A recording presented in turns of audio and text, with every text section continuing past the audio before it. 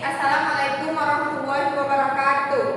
Perkenalkan, nama saya Syafira Dita Mayuni. Saya akan memaparkan materi terkait studi kasus manajemen sumber daya manusia mengenai perkebunan kakao.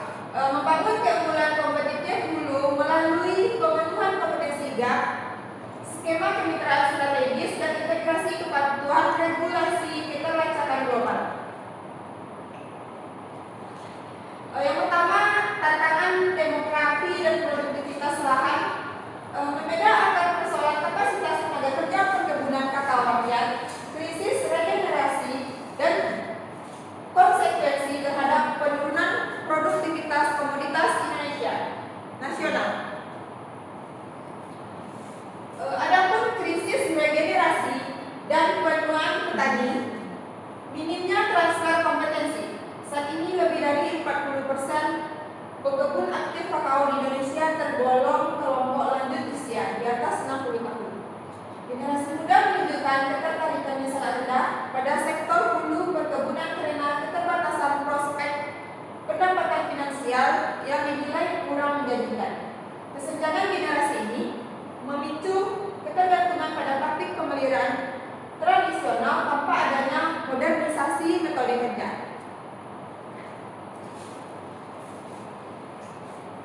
Selanjutnya, jurang produktivitas kakao nasional.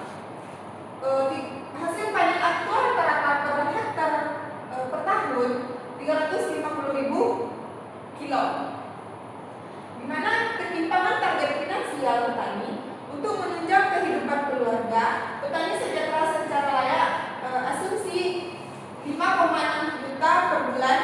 1 hektar kebun rakyat idealnya harus menghasilkan produktivitasnya minimal 1.000 kg per tahun.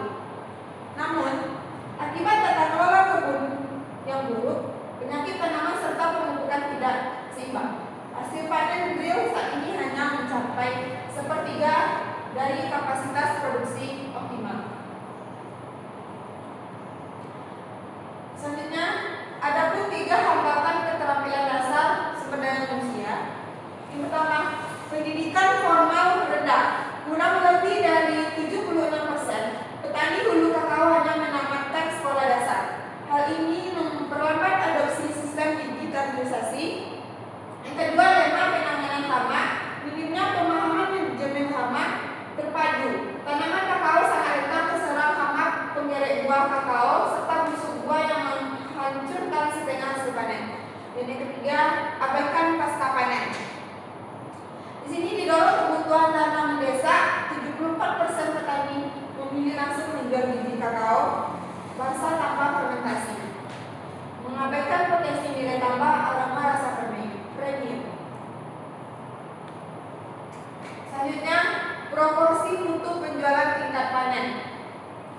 Yang pertama itu biji basah non fermentasi itu ada sekitar 74%, fermentasi sederhana kolektif itu ada 20%, untuk premium bersertifikasi keberlanjutan itu ada 6%.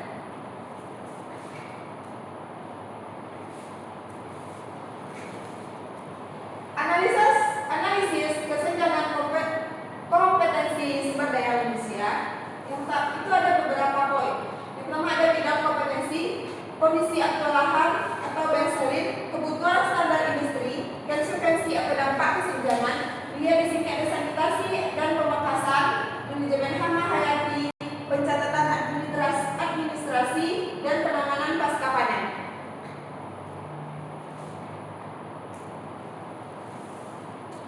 Selanjutnya, strategi intervensi dan desain solusi HR. Merumuskan program peningkatan kapasitas sumber daya manusia komprehensif, implementasi regulasi Permentan serta restrukturisasi model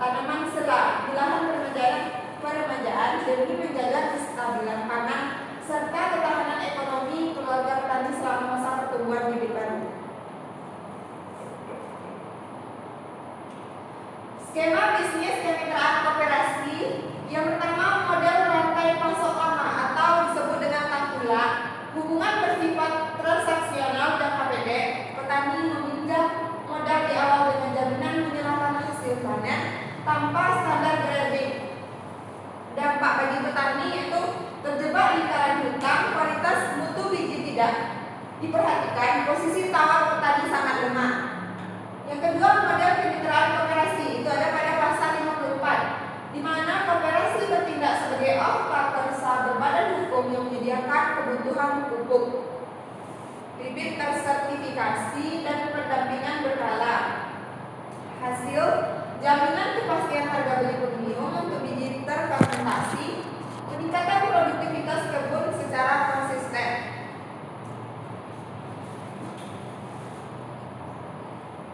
Adapun 4 pilar recycling menghadapi elder. Yang pertama, edukasi pemetaan geospasial poligon, itu melatih petani melakukan digitalisasi mandiri poligon batas kebun mereka guna memenuhi persyaratan instrumen legalitas ekspor pasar global. Yang kedua, sekolah lapang sekolah iklim atau disebut dengan SLS, itu pemberdayaan keahlian mitigasi cuaca ekstrim dan pengolahan konservasi air tanah alami di lereng perkebunan. Dan selanjutnya, standarisasi kesehatan dan KTK 3 perkebunan, sosialisasi pentingnya penggunaan alat keselamatan seperti memakai masker, pestisida, sarung tangan pemangkas, dan pelindung mata dari dahan pohon. Selanjutnya ada yang keempat, sertifikasi kelayakan tanpa deforestasi, di mana pendampingan administrasi verifikasi hutan alam terpadu untuk memastikan komoditas bebas dari deforestasi pasca Desember pada tahun 2020.